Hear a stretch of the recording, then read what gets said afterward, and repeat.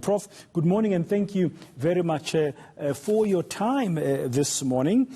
I'm just wondering, firstly, just as an overriding question, I mean, these times are anxious for all of us, and if you're a student and you want to make sure that you don't miss a beat with your academic program and you've got this online program, you must be even more anxious. Absolutely. The problem with going online is that it creates anxieties for all of us who are used to work on face-to-face mode. So it creates anxieties for academics and creates anxieties for students.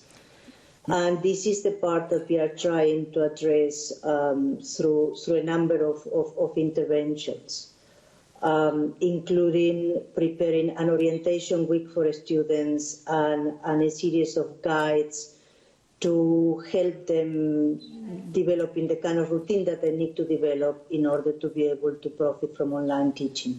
Yeah, now this, you are anticipating and preparing for the second term that's coming up, beginning of April. And for how long do you anticipate that the online work in the program will go? Look, I mean, it is very difficult to predict as things change on daily basis. But I mean, for us to plan, as I explained to the staff and the students when we address them, we are working on something between 3 and 5 months. Yeah, that's quite a long time. So how are you preparing your staff, firstly, to manage this new way of teaching? Okay, well, first of all, we are identifying the needs of the different courses, and we are in those courses that are that have large number of enrollments, and of course, first-year courses fall into that category.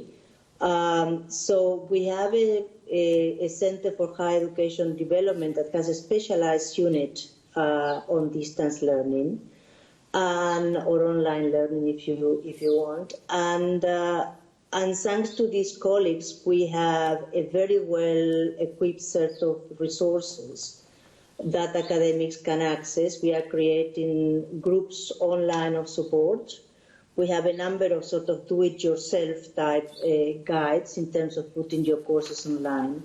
But I mean, I think that what it is important to acknowledge is that at UCT, as much as at other universities, the recording of lectures, for example, is a thing that happens on regular basis. So in some cases, the effort required to go online is not nearly as great as one would speculate.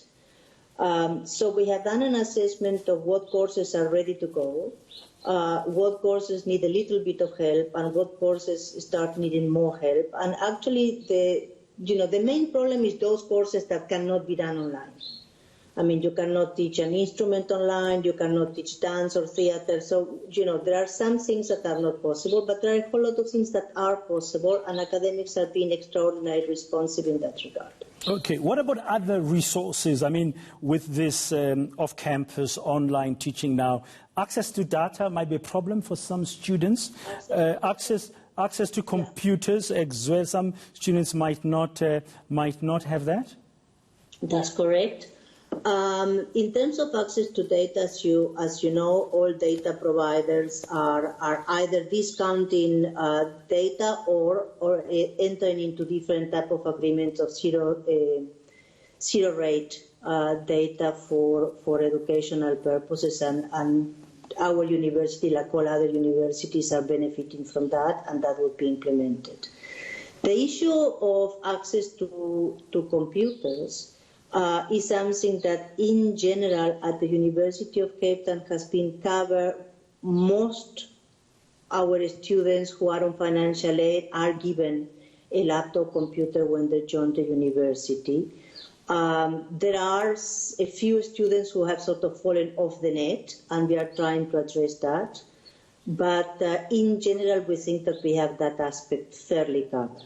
Yeah. Of course, then there is the issue of the things that the university cannot control, and it is the issue of accessibility to the network in different areas of the country. And that is something that we will have to plan for, and we will have to have a sort of backup plan for those students. students. Yeah, those will be issues like low bandwidth connectivity stuff that you can't really control yourselves. Another important thing, Prof, at this time, I mean, you've got these big classes, and these are undergrad students, you said, and you've targeted the courses where you've got a lot of enrollments. They thrive on communication.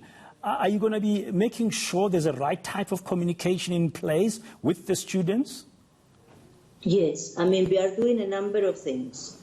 First of all, in terms of bandwidth that you mentioned earlier, we are in agreement that one of the parameters for the design of online courses is to understand that we are working on the principle of low bandwidth. So we are not doing anything fancy that is going to prejudice students who are in areas where there is not appropriate bandwidth. That's on the one hand.